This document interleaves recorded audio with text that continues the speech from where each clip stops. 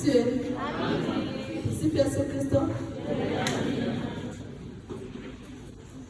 Tumshukuru Mungu, tutaomba Mungu wetu pamoja sana na Bwana. Najua ni wewe pekee yako unastahili na heshima. Hakuna Mungu usipokuwa wewe. Mungu tunakuomba pamoja na blessing ya Bwana. Na kwenda kusikoje pale na kuna Mungu tu. Na kwenda kuwaadhimisha wote waliopanga mipango ya vibaya kwa ajili yetu. Lakini Mungu ni damu ya Yesu Kristo kwa ajili ya watoto wako. Na kwenda kutulia mahali pa kusikiliza maneno yako Bwana. Mungu tunaomba damu yako na neno lako likapate kibali kwetu, likapate baraka kwetu, likapate neema kwetu Bwana. Ukaonekane Mungu na kutetea, ukaonekane Mungu na kutupigania na kutuponya pia. Hebu ukaonekane kwa msaada kwetu Bwana, mkono wako leo ukapigania na kutetea. Maana pekee yako Mungu mwenye nguvu na Mungu wetu kama tusaidia. Ni katika jina la Yesu Kristo wa haya.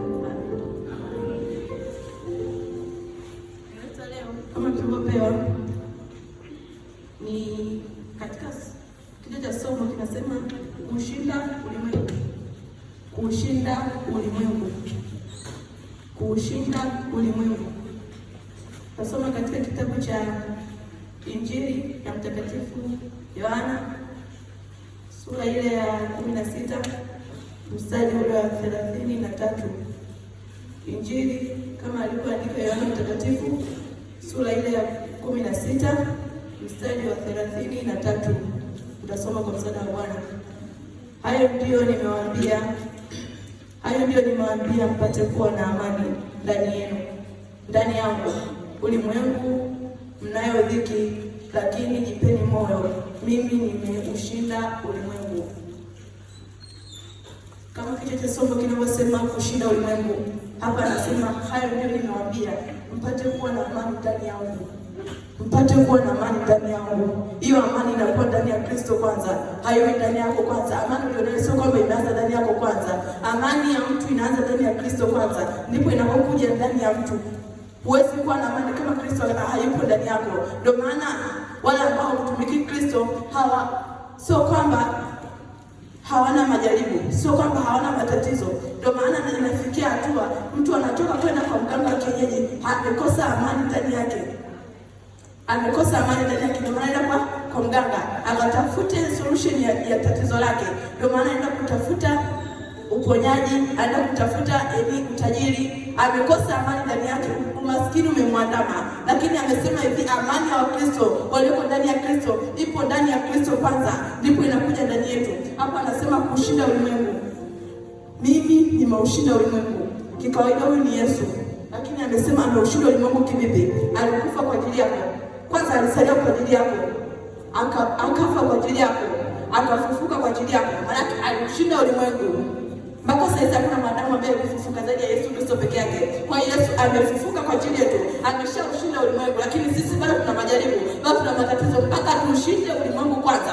Lakini ulimwengu hatuwezi kushinda kwa mazoea. Ulimwengu huwezi kushinda kwa mambo ya kawaida. Ulimwengu huwezi kushinda kwa maisha ya mazoea na ya namna hii. Haiwezekani tu unakuja ibadani, unakuja kwa namna unavyopenda, umekuja kwa kuonyesha fasheni. Lakini Yesu hataki hivyo. Kushinda ulimwengu sio kwa mazoea. Kushinda ulimwengu ni kwa imani kwanza. Kushinda ulimwengu ni kwa wokovu kwanza. Baba, wewe na wokovu ndani yako, ndipo ulimwengu utaushinda tu. Kwa sababu hakuna jambo linaloshindikana kwako. Kila jambo litawezekana tu kwa neema ya Mungu. Basi si. Ndio sema leo tulopewa kwamba hayo ndio nimewaambia mpate kuwa na amani ndani yako. Tupate kuwa na amani ndani yake. Hapa tupo ndani ya Kristo. Tupo katika hekalu lake. Kwa amesema mpate kuwa na amani ndani yako. So tupate kuwa na amani ndani yetu, tupate kuwa na amani ndani yake. Maana Mungu asingeweka amani, sidhani kama kuna mtu angekuja kanisani leo. Sidhani kama kuna mtu angekuja kuabudu leo. Lakini amesema tutashinda ulimwengu tukiwa na amani ndani yake. Tukifanya mazoea katika kumtafuta yeye, hatutashinda ulimwengu. Shetani atakuwa ni baba yetu, shetani atakuwa ni kila kitu kwetu. Anatutesa apendavyo kwa sababu tumemkataa Mungu, tumekubali mambo mengine ambayo hayafai kabisa, hayana umuhimu katika ulimwengu huu wa sasa. Lakini Yesu Kristo ndio kila kitu kwetu, ili tuweze kushinda ulimwengu, tuweze kuinuka katika dhambi, tuweze kutoka katika dimbwi la mauti. Alikufa kwa ajili yetu, alishinda ulimwengu kwa ajili yetu. Lakini hatujakumbuka ile neema aliyotoa kwa ajili yetu, lakini hatujakumbuka ule wokovu, yale mateso aliyopata. Alitundikwa msalabani kwa ajili yetu, hatujaikumbuka bado. Alama ya msalaba ni alama ya wokovu. Maanake Yesu, kila kanisa ukiangalia lina alama ya msalaba, ni alama ya wokovu. Maanake kanisani kuna wokovu, ila ni kwa imani kwanza. Unaweza ukaja ibadani usiamini kitu. Unaweza ukaja ibadani ukaja tu kuimba kwaya. Unaweza ukaja ibadani ukaja tu kuimbisha nyimbo. Lakini ibadani unakuja kwa imani kwanza. Kwamba kuna nini nakifuata kanisani? Kwa nini naenda kanisani? Ni imani kwanza. Maanake mpaka watu mkaa wengi kanisani, kuna kitu mnaamini. Kwamba tunaenda kufanya nini kanisani, lakini najua sio wote. Lakini wanakuja kanisani kwa moyo, lazima watakuwepo tu. Basi asiwe. Kwa sababu ni lule ndani. Natoka katika kitabu kile cha Wakorintho wa kwanza. Waraka Mtume Paulo kwa Wakorintho wa kwanza, sura ile ya kwanza, mstari wa 26 mpaka wa 31. Wakorintho wa kwanza, sura ile ya kwanza, mstari wa 26 mpaka 31. Nitasoma. Maana ndugu zangu, angalieni mwito wenu, ya kwamba si wengi wenye hekima ya mwili, si wengi wenye nguvu, si wengi wenye cheo walioitwa, bali aliyachagua mambo mapumbavu ya dunia awaaibishe wenye hekima. Tena Mungu alivichagua vitu dhaifu vya dunia ili aviaibishe vyenye nguvu. Tena Mungu alivichagua vitu vinyonge vya dunia ili vitu vinyonge vya dunia na vilivyodharauliwa na vitu ambavyo haviko, ili avibatilishe vile vilivyoko. Mwenye mwili awaye yote asije akajisifu mbele ya Mungu, bali kwa yeye ninyi mmepata kuwa katika Kristo Yesu, aliyefanya kwetu hekima itokayo kwa Mungu na haki na utakatifu na ukombozi, kusudi ilivyoandikwa, yeye aonaye fahari na aone fahari juu ya Bwana. Hapa anasema mstari wa 26 kwamba maana ndugu zangu, angalieni mwito wenu, ya kwamba si wengi wenye hekima, si wengi wenye hekima. Ukiangalia katika maisha ya kawaida tunaona wenye majumba ya fahari, tunaona waliojipata kweli kweli, lakini hapa anasema si wengi wenye hekima. Walifanya nini? Walichaguliwa. Sio mtu akiwa rais alichaguliwa, sio mtu akiwa mchungaji alichaguliwa, lakini wapo ndio wachungaji waliochaguliwa kwa wachungaji, wapo ndio manabii waliochaguliwa kwa manabii. Lakini kama tunavyosikia kwamba kuna manabii wa uongo, kuna mitume wa uongo ndio, lakini kama Biblia inavyosema kwamba si wengi wenye hekima ya mwili, si wengi wenye nguvu, si wengi wenye cheo waliitwa. Lakini Mungu alifanyaje? Mungu alivichagua vitu vidhaifu na vinyonge vya dunia ili afanyaje? Aliaibishe vyenye nguvu na kuvibatilisha vingine. Maana yake usikae ukajidharau kwamba mimi sifai chochote kwa Mungu. Usikae ukafikiria kwamba hakuna jambo lisilowezekana kwa Mungu. Kwa kila jambo linawezekana. Ukiangalia katika ulimwengu wa sasa, wengi wana majumba ndio, wengi wana pesa ndio, wengi wana ufahari wa namna mbalimbali, lakini ukiangalia si wengi waliitwa. Lakini inaweza itegemea ni wewe ulioitwa, lakini kwa nafasi yako, kwa sababu haujasimama ukaitika sauti ya Bwana, ndio maana uko hapa. Unayumba na maisha, unayumba na hichi. Mkubali Yesu kwanza, ndio maana tuko hapa leo. Hatujamkubali Yesu, kwa maana utakuta umeyumba na imani, uko hapa leo, kesho uko mganga, uko hapa leo, kesho umeenda kutafuta msaada wapi? Kwa Mungu hatuendi hivyo. Kwa Mungu tunaenda kwa imani kwanza. Amesema imani ndio itakayoponya mtu. Amesema hekima ya ulimwengu haikukusaidia kwenda popote.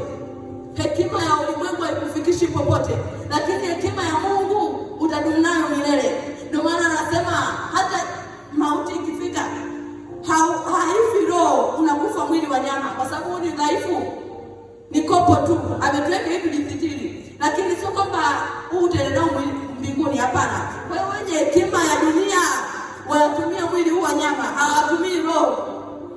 Hekima ya Mungu ndio itakayotuokoa. Hekima ya Mungu ndio itakayokufikisha mbali. Kwa hiyo usijidharau kwamba mimi ni kitu dhaifu, sina nguvu, sina pesa, sina cheo. Ila Mungu amesema alichagua vitu vyenye nguvu, alichagua vitu dhaifu ili aibishe vyenye nguvu. Hapo anasema tena Mungu alichagua vitu vinyonge vya dunia na vilivyodharauliwa. Unaweza kuwa umezarauliwa ndugu zako, unaweza kudharauliwa na mtu yeyote yule, lakini mwambie nini? sio ulioniumba, sio unayeona ya asili, ni yule aliyenileta duniani ndio anayeona ya asili, kwamba mimi nitafika wapi nitakao nifike. Lakini wanadamu wa sasa tumeshaanza kukata tamaa. Mtu akikwambia hivi hapo huwezi kufika, wewe usisomee sheria wapo wana sheria wengi, usisikilize. Hiyo ni hekima ya kidunia. Hekima ya kimungu haiwezi kukatisha tamaa siku moja. Hekima ya kimungu inakuongoza mpaka utakapofika. Haiwezi kukuacha njiani. Lakini pale tutakaposema mimi ngoja niende kwa mganga kwanza, umejitenga na hekima ya kimungu, umeenda kwenye hekima ya kidunia. Umetafuta msaada katika miungu mingine. Kwa hiyo ukitafuta hekima ya kimungu kuna msaada tosha. Lakini ukisema niende kwa mganga, msaada ni wa kidunia tu, haukufikishi popote. Kwa msaada wa kimungu ni hekima pia. Yaani hekima ya Mungu amesema, ukiangalia hapa anasema hamjui ya kuwa ninyi mmekuwa hekalu la Mungu na Roho. Hamjui ya kuwa, hii ni Wakorintho wa kwanza sura ile ya 3 mstari wa 16, inasema hamjui ya kuwa ninyi mmekuwa hekalu la Mungu na ya kuwa Roho wa Mungu anakaa ndani yenu. Kama mtu akiliharibu hekalu la Mungu, Mungu ataharibu mtu huyo, kwa maana hekalu la Mungu ni takatifu, ambalo ndilo ninyi. Tunaendelea. Anasema hamjui kuwa ninyi ni hekalu la Mungu, na mtu akiharibu hilo hekalu atafanyaje? Anasema kuwa Roho Mtakatifu anakaa ndani yenu. Kama mtu ataliharibu hekalu la Mungu, Mungu atamharibu mtu huyo. Kwa hiyo Mungu amekufanya wewe hekalu, tena wewe unafanyika kuwa hekalu kwa miungu mingine. Unalifanya ile miungu mingine kuwa hekalu. Maana yake unamdharau Mungu kwa namna gani? Kwa hiyo Mungu amesema atakuharibu wewe. Wewe ukiliharibu hekalu, maana ukijiharibu wewe, ukitegemea miungu mingine kwanza. Kwa hiyo hapo utakuwa umeliharibu hekalu. Umeenda kutegemea miungu mingine. Umeenda kujenga hekalu lingine sehemu nyingine ambalo ni tofauti na Mungu wetu. Na ni tofauti na Mungu aliye hai. Kwa hiyo hapo ukienda mstari wa 18 anasema mtu asidanganyike mwenyewe, kama akijiona kuwa mwenye hekima miongoni mwetu katika dunia hii, na awe mpumbavu ili apate kuwa mwenye hekima. Asa mtu asijidanganye katika ulimwengu kwamba yeye ni mwenye hekima. Usijidanganye mpaka Mungu akwambie kwanza kwamba una hekima. Kama Suleiman alivyoambiwa kwamba Mungu alimwambia hivi, nikupe nini? Yaani unataka nini kwangu? Kwa sababu Mungu alikuwa shaona Suleiman ana nguvu, anaweza kumkabidhi nini? Anaweza kumkabidhi watu wake. Lakini akamuuliza, nikupe nini kwa utumishi wako? Nikupe nini? Suleiman akasema, unipe hekima na maarifa. Maana watu hao ni wengi, siwezi kuwaongoza. Maana watu wengi wanaweza kunishinda. Wakashangaa. Kwa nini amesema hekima na maarifa? Kwa nini asiseme utajiri? Kwa nini asiseme majumba ya kifahari? Kwa nini aseme anataka hekima kwanza? Kwa sababu akimpa majumba ya kifahari, kama hana akili kichwani ni uzilo. Kwa hiyo watu kuongoza wale watu, majumba ya kifahari hayasaidii mtu. Kama ulimwengu wa sasa kuna majumba ya kifahari ndio. Una elimu tu unaweza kaja kudanganya akasema hivi ni kitu fulani unaweza kupokea. Kwa hiyo elimu kwanza, majumba ya kifahari yatakuja. Yeye akasema hivi, nataka hekima na maarifa. Ndio msingi wake. Anaweza kuongoza wale watu na kuwafikisha sehemu yoyote. Kwa sababu hekima ipo ndani yake. Maarifa yapo ndani yake. Sio maarifa ya kidunia, sio hekima ya kidunia, ni hekima ya kimungu ambayo Mungu alimpa tangu akiwa mtoto. Kwa sababu Mungu anakutengeneza tangu ukiwa mtoto. Kama Mungu amtengeneza Yeremia, amesema ni kabla hujaumbwa nalikujua, na kabla haujazaliwa nalikutakasa. Maana yake Mungu anakujua kabla hujazaliwa kwamba utakuja kuwa nani. Lakini mambo mengine sio ya uvutaji bangi, mambo mengine sio ya ulevi, utakienda wenyewe. Mungu hajaifanya kitu kama hicho. Hajaikuumba kwamba uje uwe mlevi, hajaikuumba kwamba uje uwe mvuta bangi, hajaikuumba kuwa uje uwe mchawi. Lakini Mungu alijua hatima yako ni nini. Lakini tulikuwa ipande miungu mingine, tukasema Mungu hafai. Hiyo ni hekima ya kidunia ambayo haiwezi kutufikisha popote. Kwa hiyo hekima ya Mungu kuna mahali za kufikisha, lakini kwa ulimwengu wa sasa sidhani. Kwa sababu watu wengi tumejikita sana kwenye shughuli zetu. Muda wa ibada nipo kazini, muda wa nini nipo huku, muda wa nini nipo huku. Kwa hiyo tumejikita sana kwenye matatizo yetu, tumejikita sana kwenye shida zetu. Wakati Mungu alisema hivi, malalamiko yetu tuyalete kwake, yaani kila kitu tupeleke kwake, kwa sababu hakuna jambo afanye asiloliweza. Yeye ni Mungu wa wote wenye mwili. Aliuliza, alisema kwamba je, kuna jambo lolote nisiloliweza? Unatakiwa kujibu kwamba Mungu, hichi hapo unijibu, hichi hapo ulinijibu. Lakini tulipojikita sana katika hekima ya kidunia, hatuwezi kujua ulimwengu wa roho namna gani unavyotenda kazi. Ulimwengu wa roho unaenda kwa sheria, ulimwengu wa roho una sheria mbalimbali, kwa sababu usipozifuata hauwezi kufika pale Mungu anataka. Usipozifuata hauwezi kufika pale Mungu anataka. Kwa hiyo pale hekima ya kimungu ndio itakayokuongoza kwamba sasa ni muda wa kuomba, kwamba sasa ni muda wa kufunga, kwamba sasa ni muda, sio mpaka ulazimishe kwamba sasa ukafunge, sasa ukafanya hichi. Lakini hekima ya kimungu ndio itakayokuongoza. Leo nifunge, leo nisifunge, kwa sababu hekima ya Mungu ipo ndani yako. Kunena kwa lugha sio kwamba mpaka ukasomee. Hakuna chuo cha kinachokufundisha kunena kwa lugha, hakuna. Kwa kunena kwa lugha mpaka uwe na roho ndani yako kwanza. Ile hekima ya kimungu ndio ikikuwa ndani yako, roho wa Mungu anakuja ndani yako. Kunena kwa lugha utajua tu, kwa sababu roho anaishi ndani yako, kwa sababu Roho Mtakatifu yaani ndio kiunganishi chetu, kama daraja, anafikisha yote kwa Mungu, kwa sababu Roho Mtakatifu anaishi ndani yetu kila muda. Katika maisha ya mwanadamu tunaishi kwa namna mbalimbali, tunaishi kiroho na kimwili.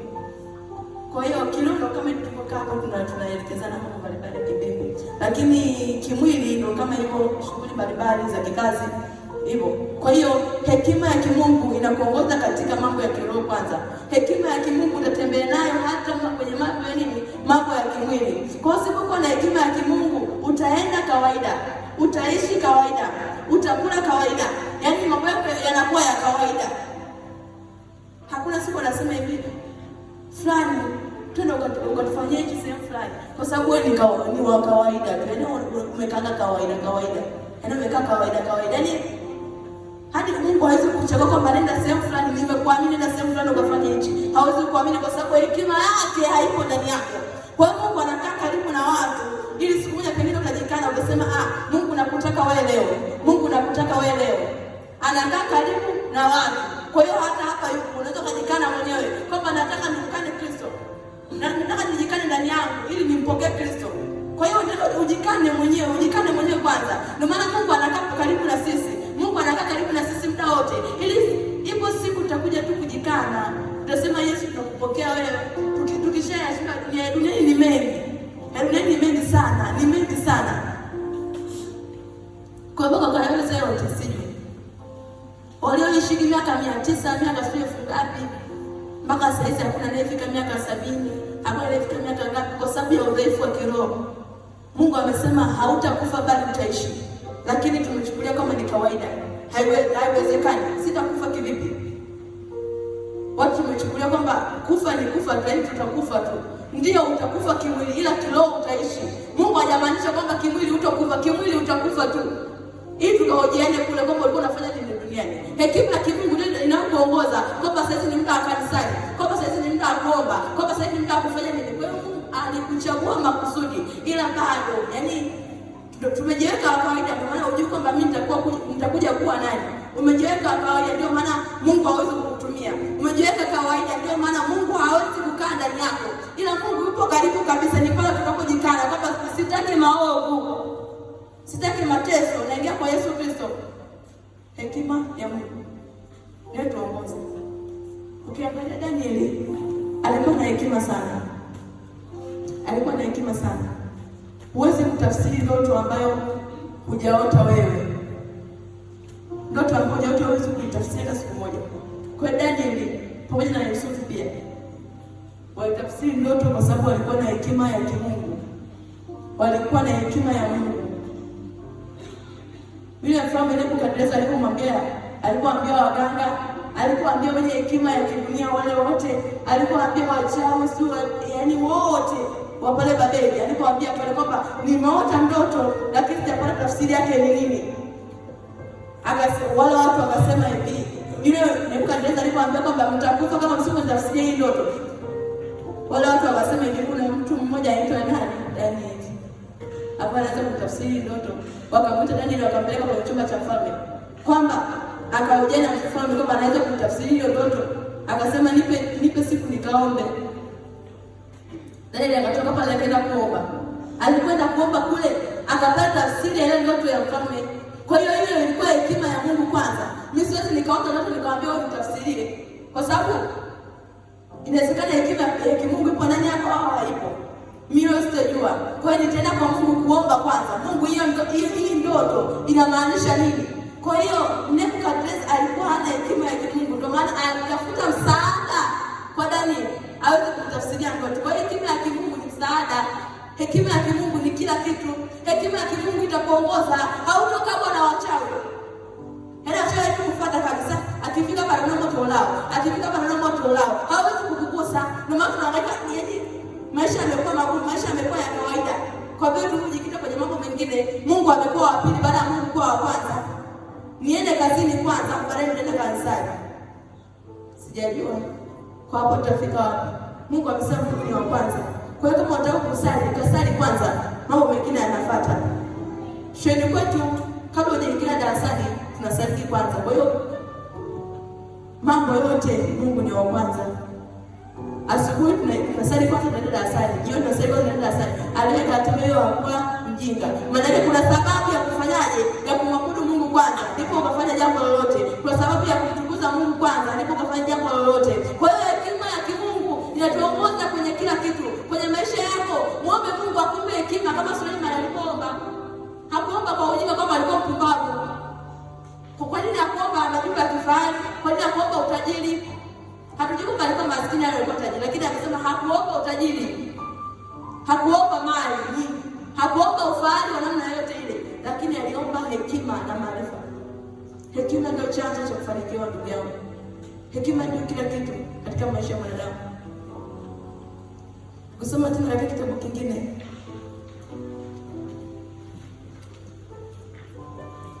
Nitatoka kidogo nje ya somo, lakini ni muhimu sana.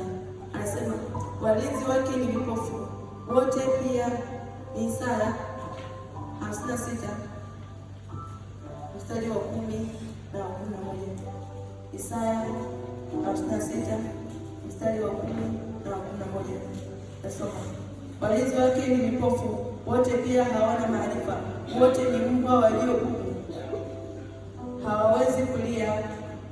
Huota ndoto, kulala, upenda usingizi. Na mbwa hao wanachoyo sana, hawashibi kamwe. Na hao ni wachungaji wasioweza kufahamu neno. Wao pia wamegeuka upande,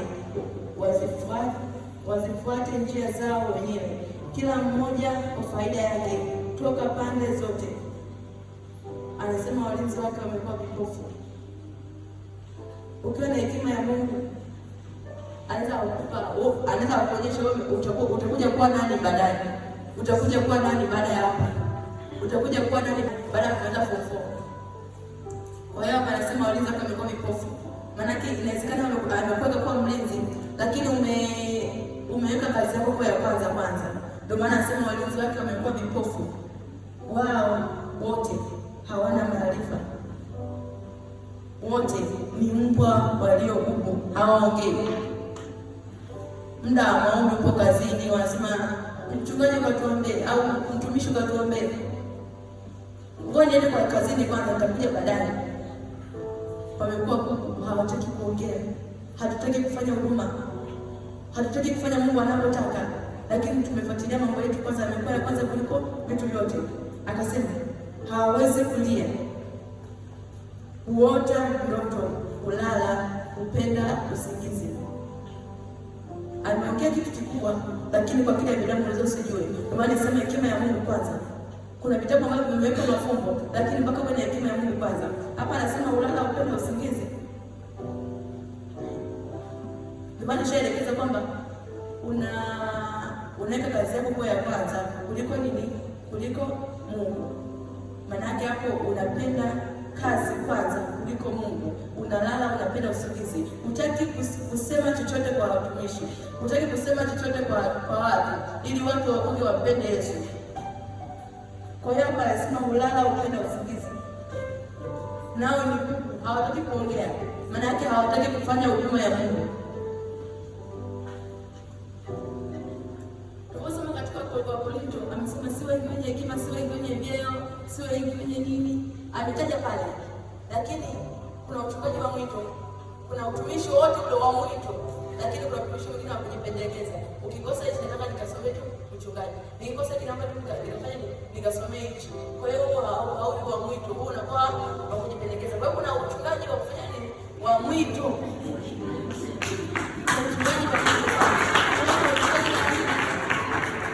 Uchungaji wa mwito ambao Mungu ndo anaotaka.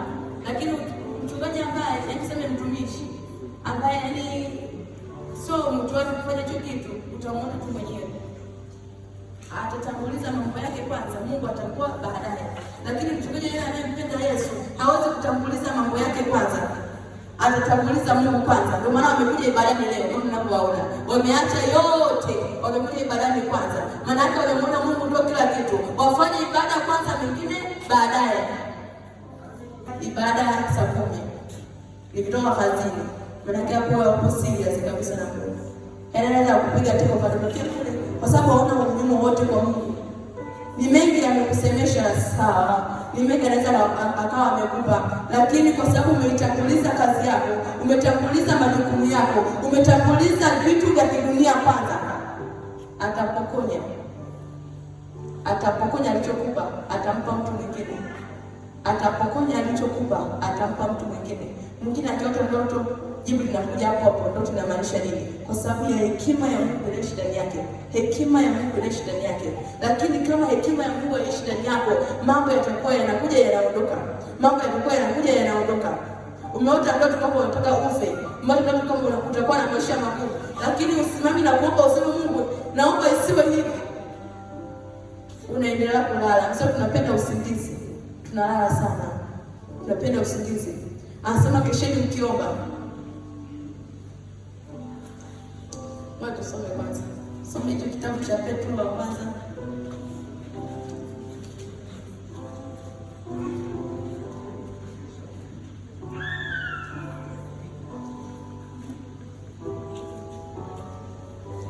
Petro wa kwanza sura ya 4 mstari wa 7 na 8. Petro wa kwanza sura ya 4 mstari wa 7 na 8.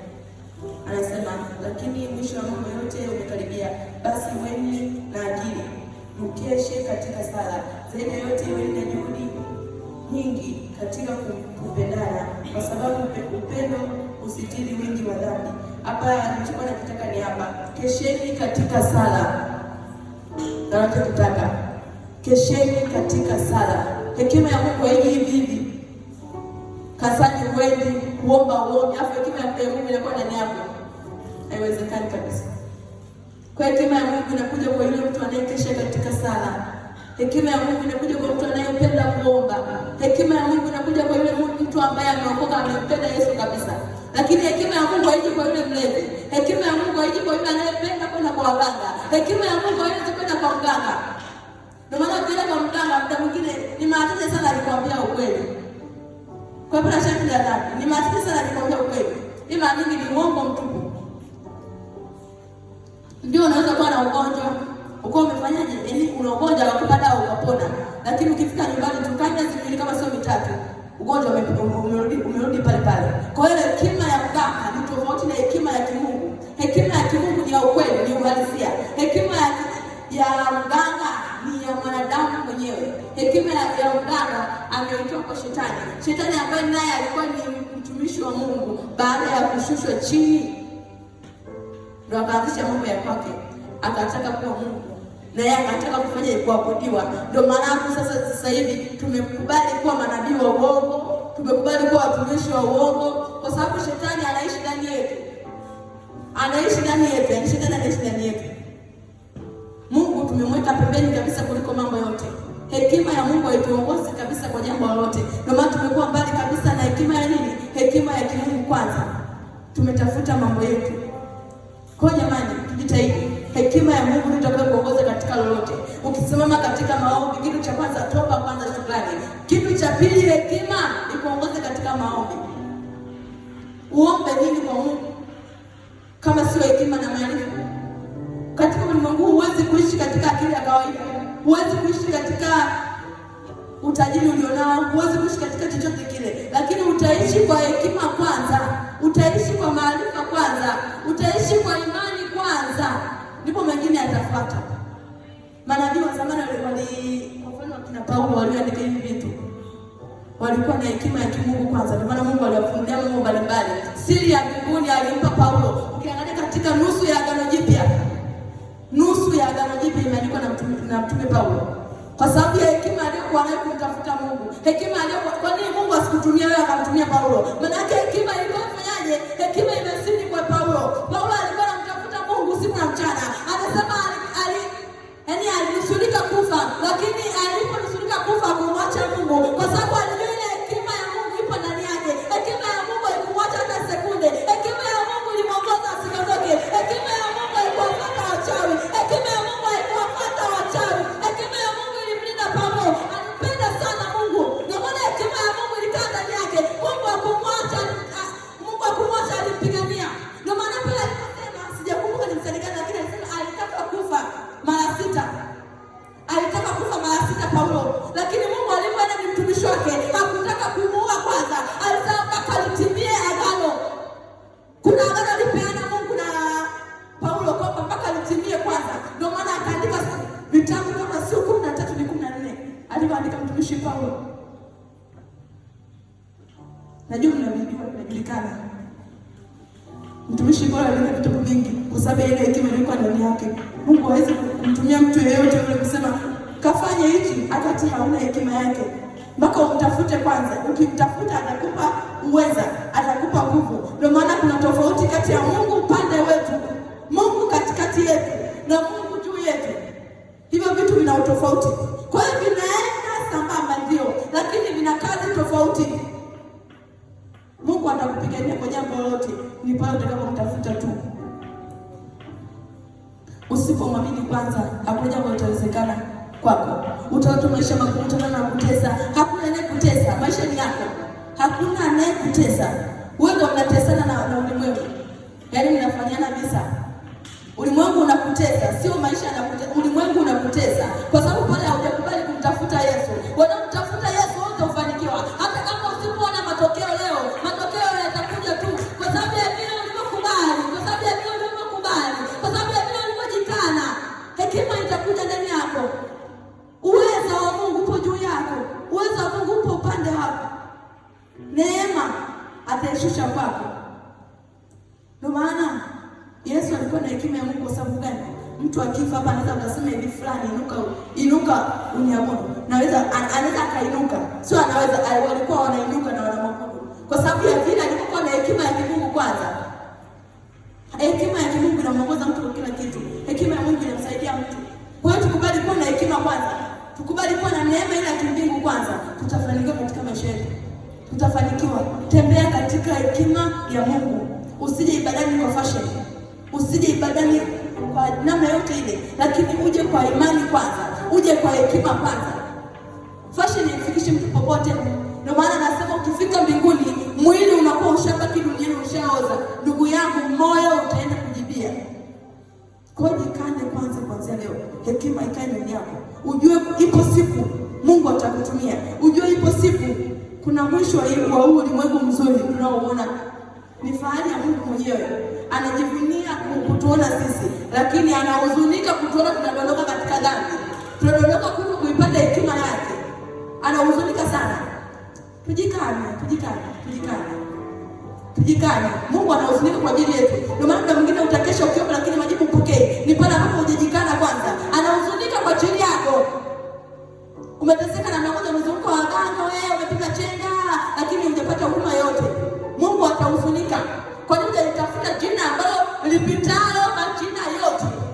Amesema ametukirimia jina jipya. Ni jina lipitalo majina yote. Lenye hekima ya kushinda ulimwengu wa mwili, ya kushinda ulimwengu wa roho. Kwa jamani, tujikane. Hekima ya Mungu inaweza yote. Hekima ya Mungu itakufikisha popote. Hata kama akija mtu anakushika namna gani, hata kama akija jaribu kubwa namna gani, hekima ya Mungu inaweza kukuokoa. Hekima ya Mungu cha Kutoka. Jambo Isiyoliweza. Alimokoa nani? Alimokoa Danieli katika tundu la simba. Hakumwokoa kwa hekima ya kibinadamu, alimwokoa kwa hekima ya kimungu. Danieli kwa sababu alikuwa na hekima. Hatutoki katika majaribu kwa sababu ya hekima tulionayo. Tumeshika hekima ya kidunia kwanza, tumeyakubali mengine kwanza.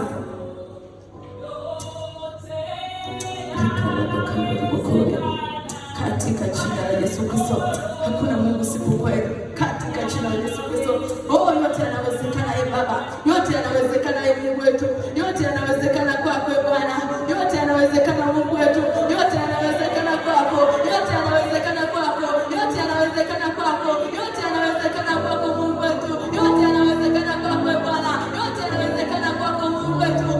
Kwa Roho wako Mtakatifu, yote yanawezekana Baba. Naomba kanisa tusimame, umwombe Mungu hekima, umwombe Mungu neema, umwombe Mungu jinsi anavyotaka, umwombe Mungu jinsi anavyokuongoza, akupe neema, akupe hekima ya kimungu, akupe namna apendavyo. Umwombe Mungu, alipo Roho yote yanawezekana katika jina la Yesu Kristo.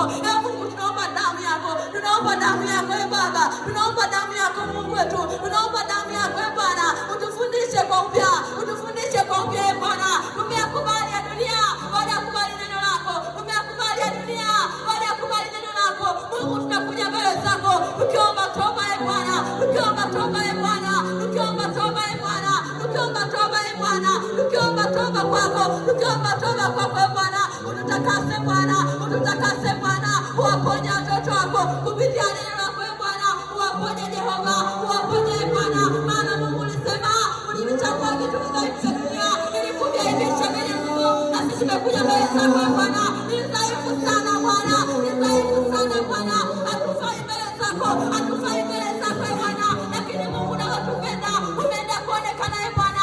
Utuoshe Bwana kwa damu yako.